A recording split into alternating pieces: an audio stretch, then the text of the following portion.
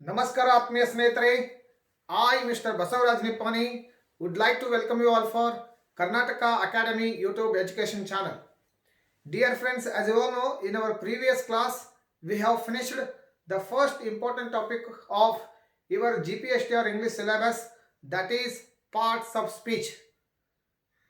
Dear friends, as you all know, in our previous video classes, we have already studied about what are the different kinds of parts of speech. So today we shall pick up one more important topic of GPSTR English syllabus, that is tense. ಆತ್ಮೀಯ ಸ್ನೇಹಿತರೆ, ತಮಗೆಲ್ಲರಿಗೂ ಮತ್ತೊಮ್ಮೆ ನಮಸ್ಕಾರಗಳು. ನಿಮಗೆ ಗೊತ್ತಿರೋ ಹಾಗೆ ಹಿಂದಿನ video ಕ್ಲಾಸಸ್ಗಳಲ್ಲಿ ನಾವು GPSTR ಇಂಗ್ಲಿಷ್ ಸಿಲೆಬಸ್ನ ಪ್ರಮುಖವಾಗಿರ್ತಕ್ಕಂಥ ಟಾಪಿಕ್ಕು ಪಾರ್ಟ್ಸ್ ಆಫ್ ಸ್ಪೀಚ್ ಹಾಗೂ ಅದರಲ್ಲಿರ್ತಕ್ಕಂಥ ಪ್ರಕಾರಗಳ ಬಗ್ಗೆ ಕೂಲಂಕುಷವಾಗಿ ಅತ್ಯಂತ ಸರಳವಾಗಿ ಮತ್ತು ವಿರಳವಾಗಿ ಅಧ್ಯಯನವನ್ನು ಮಾಡಿದ್ದೇವೆ. ಸೊ ಇವತ್ತಿನ ಒಂದು ಸಂಚಿಕೆಯಲ್ಲಿ ನಾವು GPSTR ಇಂಗ್ಲಿಷ್ ಸಿಲೆಬಸ್ನ ಅತ್ಯಂತ ಪ್ರಮುಖವಾಗಿರ್ತಕ್ಕಂಥ ಟಾಪಿಕ್ಕು, ಇಂಗ್ಲಿಷ್ ಗ್ರಾಮರ್ನ ಅತ್ಯಂತ ಪ್ರಮುಖವಾಗಿರ್ತಕ್ಕಂಥ ಟಾಪಿಕ್ಕು ಟೆನ್ಸ್ಗಳ ಬಗ್ಗೆ ಅಧ್ಯಯನ ಮಾಡೋಣ. ಟೆನ್ಸ್ ಅಂತಂದರೆ ಏನು? ಹಾಗಾದರೆ ಕಾಲಗಳು.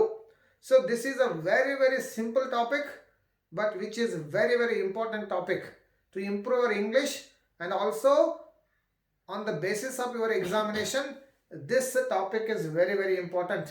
ನಿಮ್ಮ ಒಂದು ಎಕ್ಸಾಮಿನೇಷನ್ಗೆ ಸಂಬಂಧಪಟ್ಟಿರುವ ಹಾಗೆ ಟೆನ್ಸ್ ಅಂತಕ್ಕಂಥ ಟಾಪಿಕ್ಕು ಅತ್ಯಂತ ಪ್ರಮುಖವಾಗಿರ್ತಕ್ಕಂಥ topic. The one who has better knowledge about tense can speak very very fluently in English. ಯಾವ ವ್ಯಕ್ತಿಗಳಿಗೆ ಟೆನ್ಸ್ಗಳ ಬಗ್ಗೆ, ಕಾಲಗಳ ಬಗ್ಗೆ ಅತ್ಯಂತ ಹೆಚ್ಚಿನ ನಾಲೆಜ್ ಇದೆ, ಹೆಚ್ಚಿನ ಜ್ಞಾನ ಇದೆ, ಅವರು ಇಂಗ್ಲಿಷನ್ನು ಅತ್ಯಂತ ಸರಳವಾಗಿ ಮತ್ತು ಫ್ಲೂಯೆಂಟ್ ಆಗಿ ಅತ್ಯಂತ ಒಂದು ಉತ್ತಮಕಾರಿಯಾಗಿರ್ತಕ್ಕಂತಹ ಒಂದು ಭಾಷೆಯನ್ನು, ಇಂಗ್ಲಿಷ್ ಭಾಷೆಯನ್ನು ಅವರು ಏನು ಮಾಡ್ಬೋದು, ಮಾತನಾಡ್ಬೋದು. ಹಾಗಾದರೆ ಸ್ನೇಹಿತರೆ, ಇವತ್ತಿನ ಒಂದು ಸಂಚಿಕೆಯಲ್ಲಿ ನಾವು ಇಂಗ್ಲಿಷ್ನಲ್ಲಿ ಇರ್ತಕ್ಕಂಥ ಟೆನ್ಸಸ್ಗಳು ಯಾವ್ಯಾವು, ಅವುಗಳ ಉಪಯೋಗ ಏನು ಅಂತಕ್ಕಂಥದ್ದನ್ನು ನಾವು ಇವತ್ತಿನ ಒಂದು ಸಂಚಿಕೆಯಲ್ಲಿ ಅಧ್ಯಯನ ಮಾಡೋಣ. ಹಾಗಾದರೆ ನೇರವಾಗಿ ಟಾಪಿಕ್ಗೆ ಬನ್ನಿ. ಟೆನ್ಸ್ ಅಂತಂದ್ರೆ ಏನು? ಕಾಲಗಳು ಅಂತ ಅರ್ಥ. ದ ಟೆನ್ಸಸ್ ಅಂತಂದ್ರೆ ಕಾಲಗಳು. ಹಾಗಾದರೆ what is the simple meaning of tense? So in English grammar, the tense is a term used in English grammar. The tense is a term used in English grammar to show the time of an action. The time of an action. So ನಿಮಗೆ ಈಗಾಗಲೇ ಗೊತ್ತಿರುವ ಹಾಗೆ ನಾವು action ವರ್ಡ್ಸ್ಗಳ ಬಗ್ಗೆ ಅಧ್ಯಯನ ಮಾಡಿದ್ದೇವೆ, ಕ್ರಿಯಾಪದಗಳ ಬಗ್ಗೆ ಅಧ್ಯಯನ ಮಾಡಿದ್ದೀವಿ. ಸೊ ಕ್ರಿಯಾಪದಗಳನ್ನು ಯಾಕೆ ಬಳಸ್ತೀವಿ? ಕ್ರಿಯೆಯನ್ನು ಸೂಚಿಸಲಿಕ್ಕೆ. ಯಾರ ಕ್ರಿಯೆಯನ್ನು? ವ್ಯಕ್ತಿಯ ಕ್ರಿಯೆಯನ್ನು, ವಸ್ತುವಿನ ಕ್ರಿಯೆಯನ್ನು ಮತ್ತು ಪ್ರಾಣಿಗಳ ಕ್ರಿಯೆಯನ್ನು ಸೂಚಿಸಲಿಕ್ಕೆ ನಾವು ಕ್ರಿಯಾಪದಗಳನ್ನು ಯೂಸ್ ಮಾಡ್ತೇವೆ, ರೈಟ್? ಹಾಗಾದರೆ ಆ ಕ್ರಿಯೆಗಳ ಸಮಯವನ್ನು ಸೂಚಿಸಲಿಕ್ಕೆ ನಾವೇನು ಮಾಡ್ತೇವೆ? ಕಾಲಗಳ ಅಧ್ಯಯನವನ್ನು ಮಾಡಬೇಕಾಗ್ತದೆ. ಸೊ ಯಾವ ಸಮಯದಲ್ಲಿ ಕ್ರಿಯೆ ನಡೆದಿದೆ, in which time the action is done ಅಂತಂದರೆ ಯಾವ ಸಮಯದಲ್ಲಿ ಕ್ರಿಯೆ ನಡೆದಿದೆ ಅಂತಕ್ಕಂಥದ್ದನ್ನು ತೋರಿಸಲಿಕ್ಕೆ ಕೆಲವೊಂದಿಷ್ಟು ಟರ್ಮ್ಸ್ಗಳನ್ನು ಇಂಗ್ಲಿಷ್ ಭಾಷೆಯಲ್ಲಿ ಯೂಸ್ ಮಾಡ್ತೇವೆ. ಆ ಟರ್ಮ್ಸ್ಗಳಿಗೆ ನಾವೇನಂತ ಕರಿತೇವೆ? ಟೆನ್ಸಸ್ ಅಂತ ಕರಿತೇವೆ, ಕಾಲಗಳು ಅಂತ ಕರಿತೇವೆ. ಹಾಗಾದರೆ ಈ ಇಂಗ್ಲಿಷ್ ಟೆನ್ಸಸ್ನಲ್ಲಿ ಇರ್ತಕ್ಕಂಥ ಮುಖ್ಯವಾಗಿರ್ತಕ್ಕಂಥ ಪ್ರಕಾರಗಳು ಯಾವುವು? There are three important tenses. There are three important tenses in English language. In the other languages also there are same tenses. ಎಲ್ಲ ಭಾಷೆಯಲ್ಲಿ ನಾವು ಮೂರು ಪ್ರಕಾರದ ಕಾಲಗಳನ್ನು ನೋಡಬಹುದು. ಹಾಗಾದರೆ ಆ ಮೂರು ಪ್ರಕಾರದ ಕಾಲಗಳು ಯಾವ್ಯಾವು ಅಂತಕ್ಕಂಥದ್ದನ್ನು ನೋಡ್ಕೊಳ್ಳೋಣ. The first one is present tense. The first one is present tense. Present tense ಅಂತಂದ್ರೆ ಏನು? ವರ್ತಮಾನ ಕಾಲ. Present tense ಅಂತಂದ್ರೆ ಏನು? ವರ್ತಮಾನ ಕಾಲ. ವರ್ತಮಾನ ಕಾಲ ಅಂತಂದ್ರೆ ಸದ್ಯಕ್ಕೆ ಇರುವಂತಹ ಕಾಲ. ಆಮೇಲೆ past tense ಅಂತಂದ್ರೆ ಭೂತಕಾಲ. ಭೂತಕಾಲ ಅಂತಂದ್ರೆ ಏನು? ಮುಗಿದು ಹೋಗಿರ್ತಕ್ಕಂಥ ಕಾಲ, ಕಳೆದು ಹೋಗಿರ್ತಕ್ಕಂಥ ಸಮಯಕ್ಕೆ ನಾವೇನಂತ ಕರಿತೇವೆ? ಭೂತಕಾಲ ಅಂತ ಕರಿತೇವೆ. ಆಮೇಲೆ the third one, that is future tense ಅಂತಂದ್ರೆ ಭವಿಷ್ಯತ್ ಕಾಲ.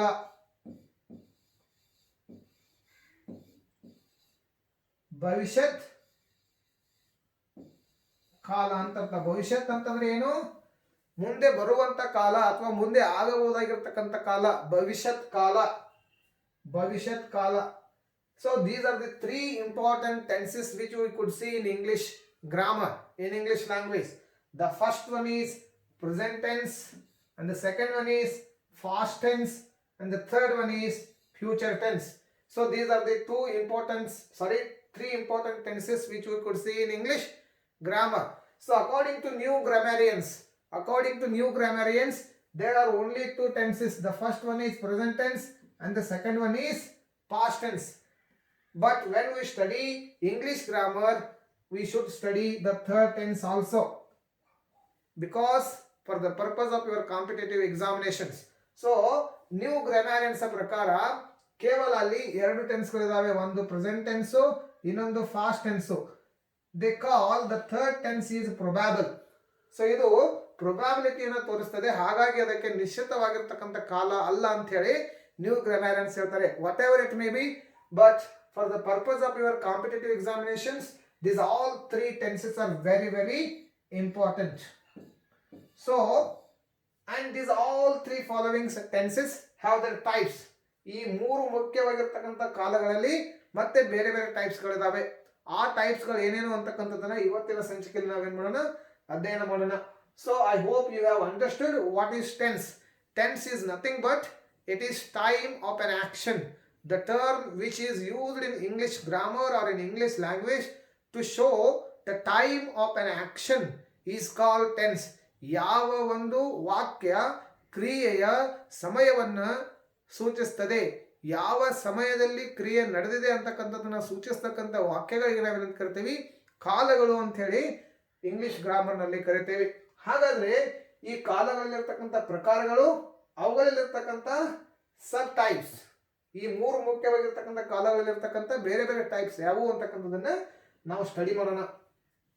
ಹಾಗಾದ್ರೆ ಈ ಕಾಲಗಳನ್ನ ಸ್ಟಡಿ ಮಾಡ್ತಕ್ಕಂಥ ಮುಂಚಿತವಾಗಿ ಕೆಲವೊಂದಿಷ್ಟು ಬೇಸಿಕ್ ಆಗಿರ್ತಕ್ಕಂಥ ನಾಲೆಜ್ ನಮ್ಗೆ ಇರಬೇಕಾಗ್ತದೆ. ಆ ಬೇಸಿಕ್ ಆಗಿರ್ತಕ್ಕಂಥ ನಾಲೆಜ್ ಏನಪ್ಪಾ ಅಂತಂದ್ರೆ, ನಮಗೆ ವರ್ಬ್ಸ್ ಗಳು ಏನು ಅಂತಕ್ಕಂಥದ್ರ ಬಗ್ಗೆ ಮಾಹಿತಿ ಇರಬೇಕಾಗ್ತದೆ.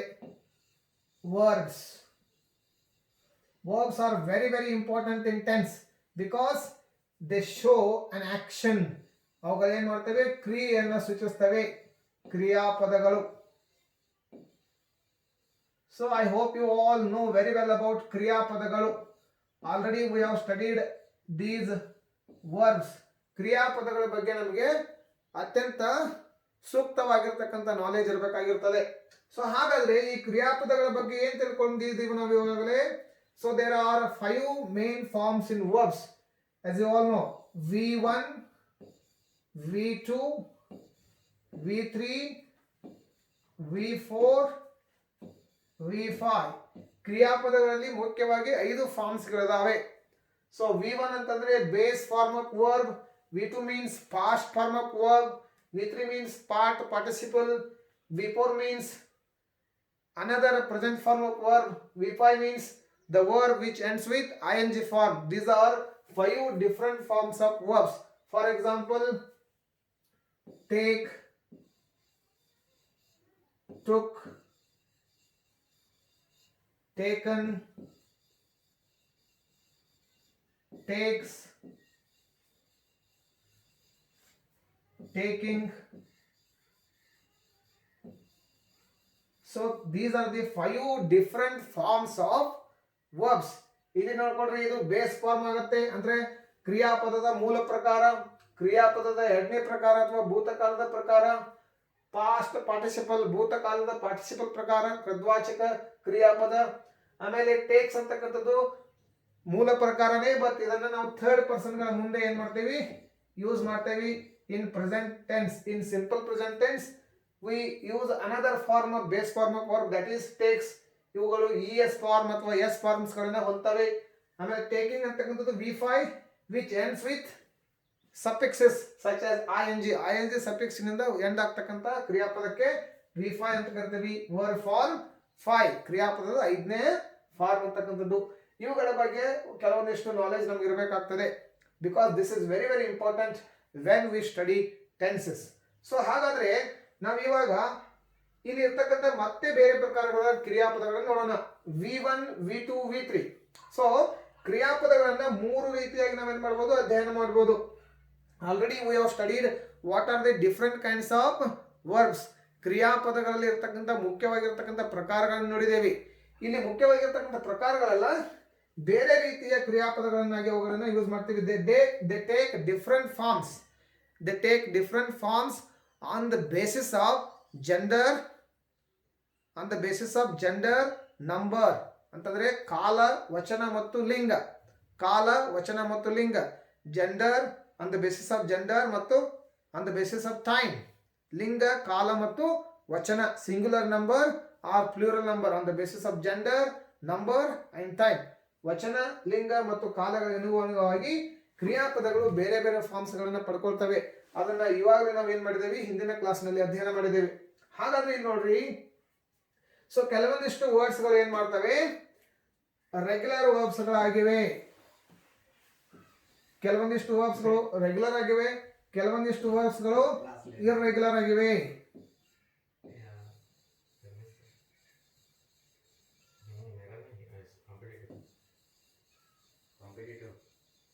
ಅಂದ್ರೆ ಸ್ಥಿರ ಕ್ರಿಯಾ ವಲಯ ಕ್ರಿಯಾಪದಗಳು ಅಂತ ಕರಿತೇವೆ, ರೆಗ್ಯುಲರ್, ಇರ್ರೆಗ್ಯುಲರ್. ಫಾರ್ ಎಕ್ಸಾಂಪಲ್ ಇಲ್ಲಿ ನೋಡಿ, ಕೆಲವೊಂದಿಷ್ಟು ವರ್ಬ್ಸ್ ಗಳು ಏನ್ ಮಾಡ್ತವೆ.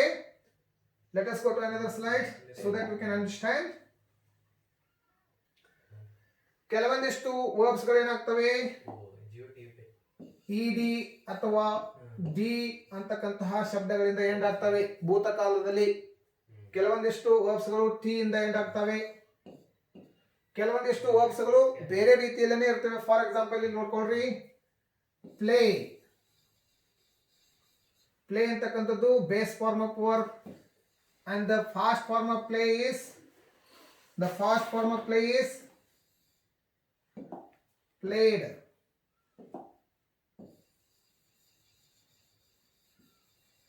And the past participle form of play is again played only. So this is ended with ed here, ed here. These are regular verbs, but some verbs are there, they take totally different form in all the three forms, such as write. Write ಅಂತಕ್ಕಂಥ ಶಬ್ದ ನೋಡ್ಕೊಳ್ಳಿ, ಇಲ್ಲಿ ನೋಡ್ಕೊಳ್ಳಿ, wrote ಅಂತಕ್ಕಂಥದ್ದಿದೆ ಅಂತಂದ್ರೆ totally different form, different word. Written ಅಂತಕ್ಕಂಥದ್ದಿದೆ. ಇಲ್ಲಿ ನೋಡ್ರಿ, go, went, gone. Go, went, gone. ಇಲ್ಲಿ ಮೂರು ಫಾರ್ಮ್ಸ್ ಗಳಲ್ಲಿ ಬೇರೆನೆ ಶಬ್ದ ಇದೆ. ಸೊ ರೆಗ್ಯುಲರ್ ಅಂಡ್ ಇರ್ರೆಗ್ಯುಲರ್ ಅಂತ ಹೇಳ್ತೇವೆ. ಕೆಲವೊಂದಿಷ್ಟು ಇಡಿ ಇಂದ ಎಂಡ್ ಆಗ್ತವೆ, play, played, played, talk, talk, talked, ಈ ರೀತಿಯಾಗಿ. ಆಮೇಲೆ ಮತ್ತೊಂದಿಷ್ಟು ಕೆಲವೊಂದಿಷ್ಟು ಕ್ರಿಯಾಪದಗಳಿದಾವೆ, ಅವುಗಳು ಮೂರು ಫಾರ್ಮ್ಸ್ ನಲ್ಲಿ ಸೇಮ್ ಇರ್ತವೆ. There will be no any changes in the form of those verbs. ಅವುಗಳನ್ನು ನೋಡ್ಕೊಳ್ಳೋಣ. For example, hit, hit, hit, hit. Cut, cut, cut, cut, cut, cut, put, put, put, shut, shut, shut, spread, spread, spread, let, let, let. These all kinds of verbs are not going to be changed in any other form. They will be always same in all the types of tenses. ಎಲ್ಲಾ ಕಾಲಗಳ ಪ್ರಕಾರಗಳಲ್ಲಿ ಅವುಗಳು same ಆಗಿರ್ತವೆ. cut, cut, cut, hit, hit, hit, put, put, put.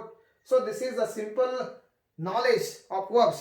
So now let us try to understand what are the types of tenses. So ಈ ರೀತಿಯಾಗಿರ್ತಕ್ಕಂಥ basic knowledge ನಮಗಿದ್ರೆ ನಾವು ಅತ್ಯಂತ ಸರಳವಾಗಿ tense ಅಂತಕ್ಕಂಥ ಟಾಪಿಕ್ ಅನ್ನ ತಿಳ್ಕೊಳ್ಬಹುದು. ಹಾಗಾದ್ರೆ ಟೆನ್ಸ್ ಗಳಲ್ಲಿರ್ತಕ್ಕಂಥ ಮೊದಲನೇ ಮುಖ್ಯ ಪ್ರಕಾರ ಯಾವುದು? ಹಾಗಾದ್ರೆ ದಟ್ ಈಸ್ ಪ್ರೆಸೆಂಟ್ ಟೆನ್ಸ್.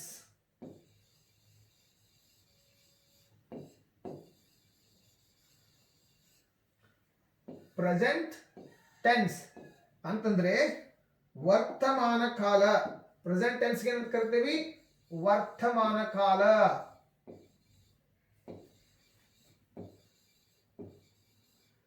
ವರ್ತಮಾನ ಕಾಲ ಅಂತ ಹೇಳಿದ್ರೂ ಸದ್ಯಕ್ಕೆ ನಮ್ಮ ಮುಂದೆ ಇರತಕ್ಕಂಥ ಕಾಲ, ಅದಕ್ಕೆ ವರ್ತಮಾನ ಕಾಲ. ಈ ವರ್ತಮಾನ ಕಾಲದಲ್ಲಿ ನಾವು ಏನ್ ಮಾಡ್ತೀವಿ? ಮತ್ತೆ 4 ಪ್ರಕಾರಗಳನ್ನು ನೋಡ್ತೀವಿ. ವರ್ತಮಾನ ಕಾಲಗಳಲ್ಲಿ ಮತ್ತೆ 4 ಪ್ರಕಾರಗಳನ್ನು ನೋಡ್ತೀವಿ. ಅವುಗಳನ್ನ ಈ ರೀತಿಯಾಗಿ ಕರಿಬಹುದು: present simple, present simple, present simple, present continuous,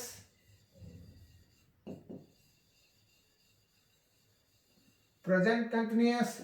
Next one is present perfect, present perfect, and the last one is present perfect continuous. So this is a very very big topic. You should have patience to understand this. This will go longer, this video will go longer. You should have little patience because this is a very very big topic. Let us try to understand. So here these are the four important types of present tense. ವರ್ತಮಾನ ಕಾಲದಲ್ಲಿರತಕ್ಕಂಥ ನಾಲ್ಕು ಮುಖ್ಯವಾಗಿರತಕ್ಕಂಥ ಪ್ರಕಾರಗಳು. ಇಲ್ಲಿ present simple ಅಂತಂದ್ರೆ ಸಾದಾ ವರ್ತಮಾನ ಕಾಲ, ಸಾದಾ ವರ್ತಮಾನ ಕಾಲ. ಪ್ರೆಸೆಂಟ್ ಕಂಟಿನ್ಯೂಸ್ ಅಂತಂದ್ರೆ ಮುಂದುವರೆದ ವರ್ತಮಾನ ಕಾಲ,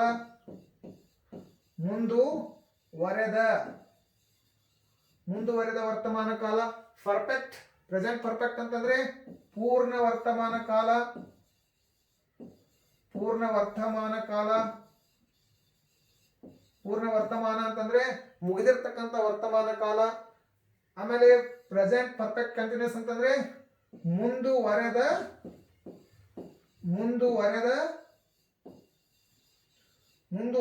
ಪೂರ್ಣ ವರ್ತಮಾನ ಕಾಲ.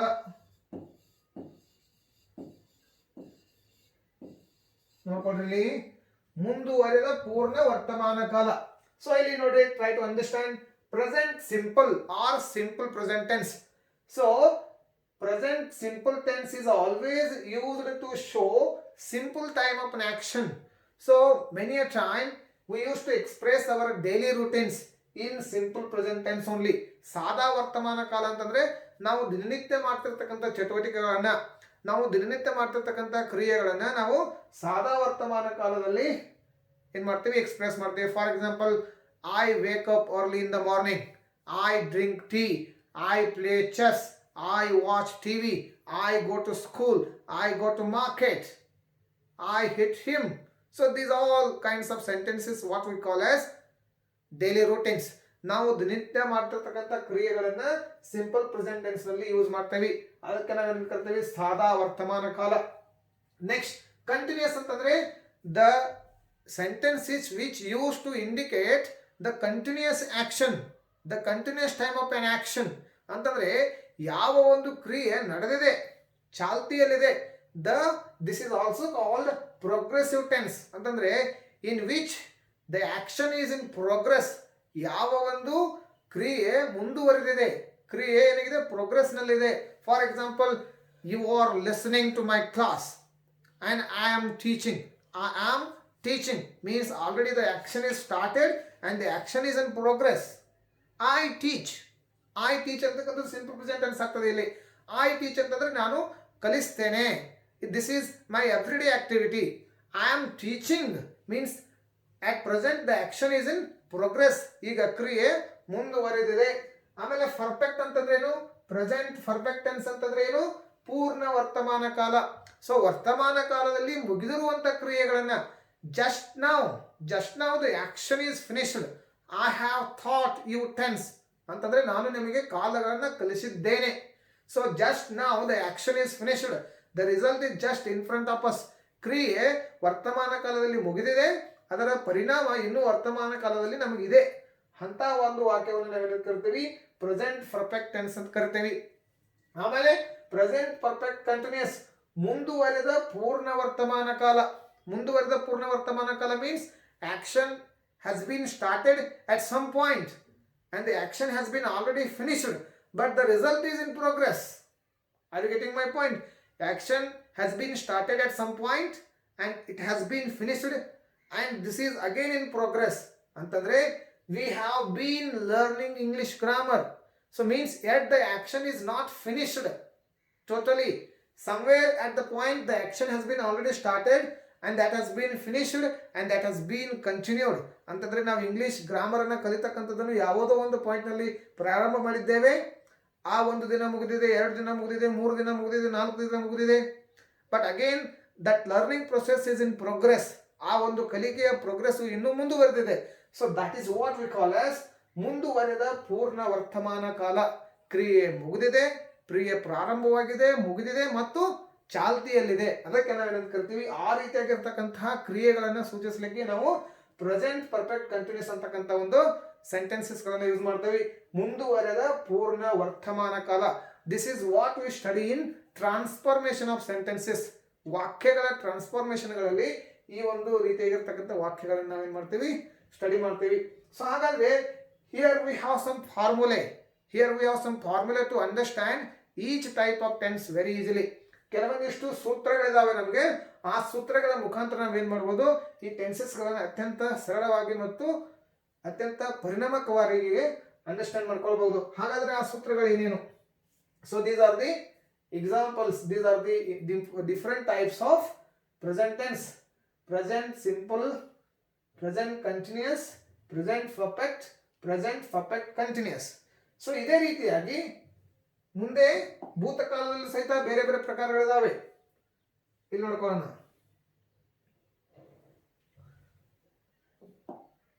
So now let us go to next one, that is fast tense, which is the second main kind of tense. Fast. Past tense ಅಂತಂದ್ರೇನು? ಭೂತಕಾಲ.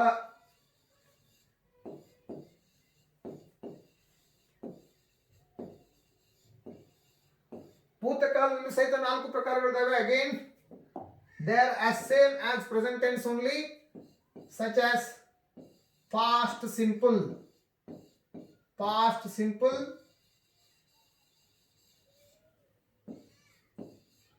past continuous,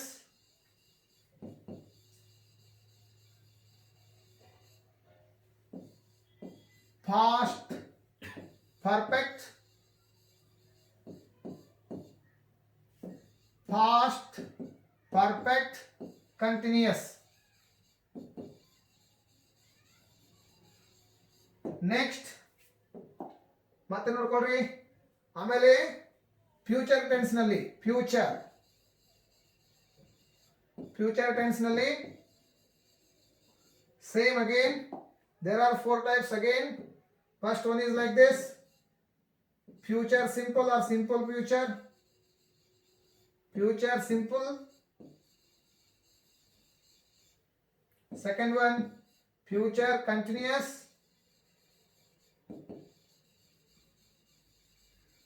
Future continuous. Third one, future perfect. And fourth one is future perfect continuous.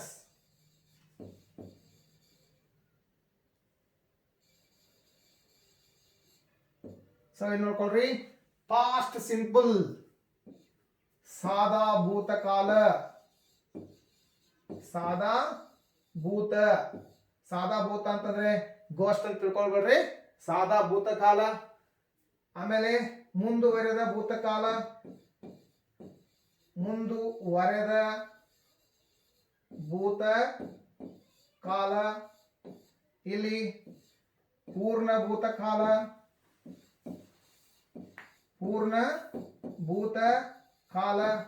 ಇಲ್ಲಿ ಮುಂದುವರೆದ ಪೂರ್ಣ ಭೂತ ಕಾಲ ಅಂತ ಅರ್ಥ.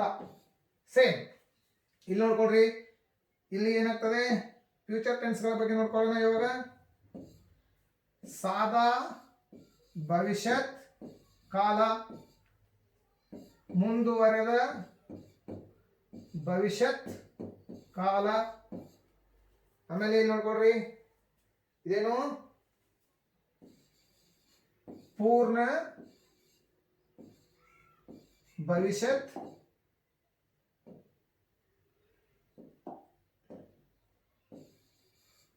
ಪೂರ್ಣ ಭವಿಷ್ಯತ್ ಕಾಲ. ಇದೇನಾಗ್ತದೆ, ಮುಂದುವರೆದ ಪೂರ್ಣ ಭವಿಷ್ಯತ್ ಕಾಲ.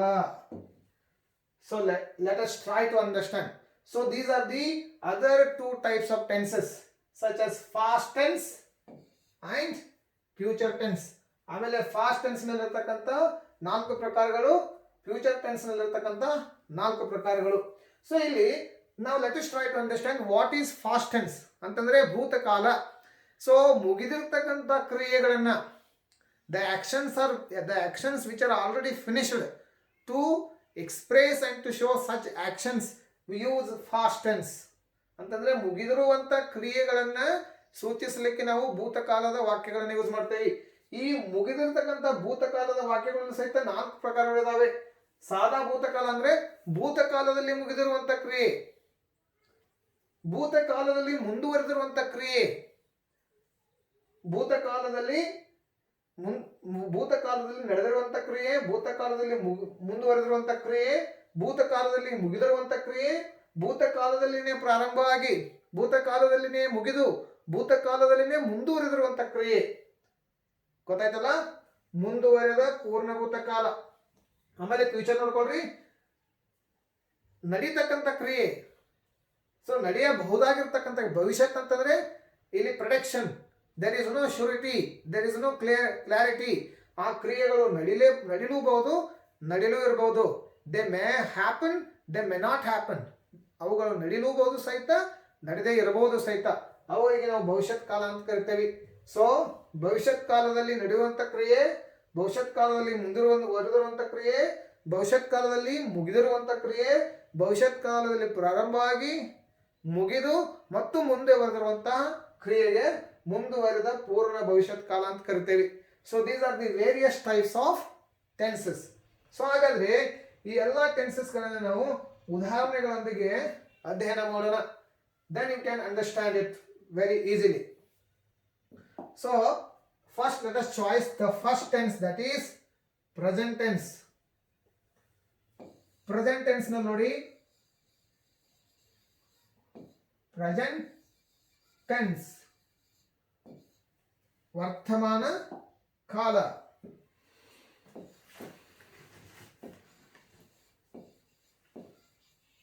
ವರ್ತಮಾನ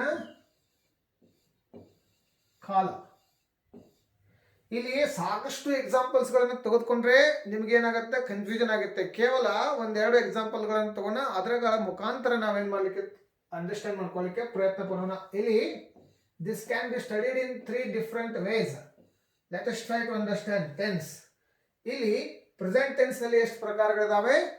4 ಪ್ರಕಾರಗಳಿದಾವೆ. ಫಾರ್ ಎಕ್ಸಾಂಪಲ್ ನೋಡ್ಕೊಡ್ರಿ, ಒಂದು ಉದಾಹರಣೆ. I go to school. ಇಲ್ಲಿ ಮತ್ತೊಂದು ಮುಖ್ಯವಾಗಿರ್ತಕ್ಕಂಥ ವಿಷಯ ಟೆನ್ಸಸ್ ನಲ್ಲಿ ನೋಡ್ಕೊಳ್ಬೇಕಾದ್ರೆ ನಿಮಗೆ ಸಬ್ಜೆಕ್ಟ್ ಏನು ಮತ್ತು ಆಬ್ಜೆಕ್ಟ್ ಏನು ಅಂತಕ್ಕಂಥದ್ರ ಬಗ್ಗೆ ಮಾಹಿತಿ ಇರಬೇಕಾಗ್ತದೆ. ಸಬ್ಜೆಕ್ಟ್ ಅಂಡ್ ಆಬ್ಜೆಕ್ಟ್, ಕರ್ತೃ ಮತ್ತು ಕರ್ಮ ನಿಮ್ಗೆ ಗೊತ್ತಿರಬೇಕಾದ್ರ ಬಗ್ಗೆ. ಕರ್ತೃ ಮತ್ತು ಕರ್ಮ. ಇಲ್ಲಿ ಆಯ್ ಅಂತಕ್ಕಂಥದ್ದು ಏನಾಗಿದೆ? ಆಯ್ ಅಂತಕ್ಕಂಥದ್ದು ಸಬ್ಜೆಕ್ಟ್ ಆಗಿದೆ. ಸಬ್ಜೆಕ್ಟ್ ಬಗ್ಗೆ ನಿಮ್ಗೆ ಗೊತ್ತಿರಬೇಕು. ಸಬ್ಜೆಕ್ಟ್ ಅಂತಂದ್ರೆ ಏನು? Persons, first person, second person, third person. ಆಮೇಲೆ ಆಬ್ಜೆಕ್ಟ್ ಬಗ್ಗೆ ನಿಮ್ಗೆ ಗೊತ್ತಿರಬೇಕು. Subject, verb plus object. ಇಲ್ಲಿ ನೋಡ್ಕೊಂಡ್ರೆ ಸ್ಕೂಲ್ ಅಂತಕ್ಕಂಥದ್ದು ಆಬ್ಜೆಕ್ಟ್ ಆಗಿದೆ, ಇಲ್ಲಿ ಗೋ ಅಂತಕ್ಕಂಥದ್ದು ವರ್ಬ್ ಆಗಿದೆ, ಆಯ್ ಅಂತಕ್ಕಂಥದ್ದು ಸಬ್ಜೆಕ್ಟ್ ಆಗಿದೆ. Subject plus V1 plus object. This is the simple formula of simple present tense. Subject plus verb plus object. ಇದನ್ನೇ ನೀವೇನ್ ಮಾಡ್ರಿ, ಇವಾಗ ಇದೇ ಉದಾಹರಣೆನ ನೀವು ಮುಂದುವರೆದ ವರ್ತಮಾನ ಕಾಲದಲ್ಲಿ ಏನ್ ಮಾಡ್ರಿ, ಬದಲಾವಣೆ ಮಾಡ್ರಿ. ನೋಡ್ಕೊಡ್ರಿ, ಈಸಿಯಾಗಿ ಗೊತ್ತಾಗುತ್ತೆ. I am going to school. So ಅತ್ಯಂತ ಸರಳವಾಗಿದೆ, ಅದು ಅತ್ಯಂತ ಸರಳವಾಗಿದೆ, ನೀವು ಅರ್ಥ ಮಾಡ್ಕೊಳ್ಬಹುದು. ಇಲ್ಲಿ ನೋಡ್ಕೊಳ್ರಿ, ಐ ಗೋ ಟು ಸ್ಕೂಲ್ ಸಾದಾ ವರ್ತಮಾನ ಕಾಲ, simple present tense. I am going to school ಮುಂದುವರೆದ ವರ್ತಮಾನ ಕಾಲ. ಇಲ್ಲಿ ಫಾರ್ಮುಲಾ ನೋಡ್ಕೊಳ್ರಿ, ಇದೇನಿದೆ? Subject plus am, is, are plus V1 plus ing. So you can take this like this.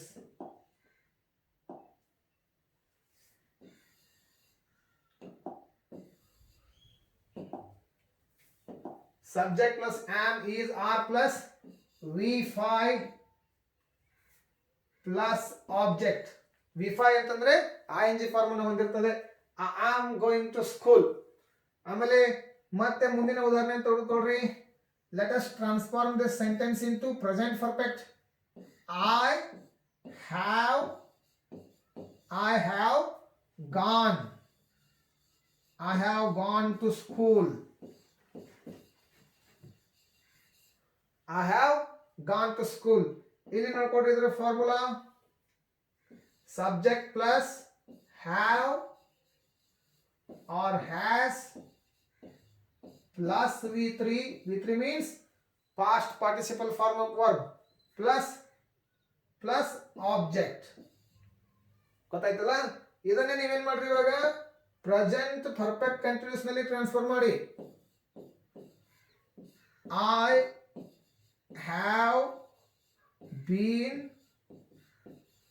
going to school. I have been going to school. ಇದರ formula ನೋಡ್ಕೊಳ್ರಿ. Subject plus have or has been plus v5 plus object. ನೋಡ್ರಿ s plus v1 plus object, s plus am is r plus v5 plus object, s plus have or has plus v3 plus object, s plus have or has plus been plus v5 plus object.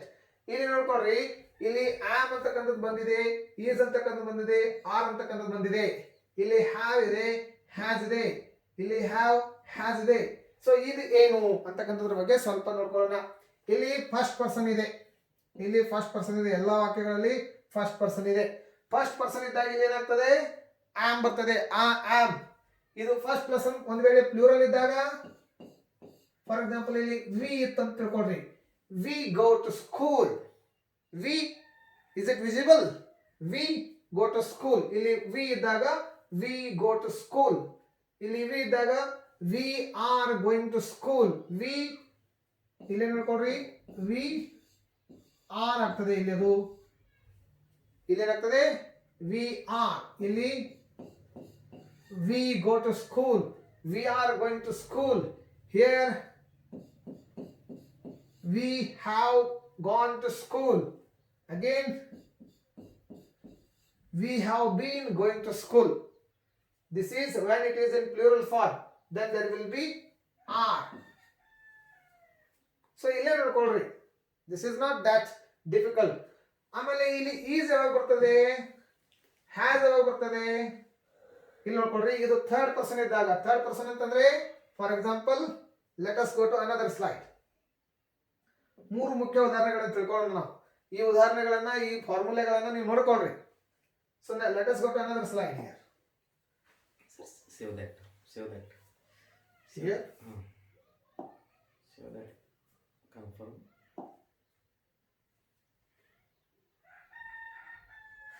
Just a minute.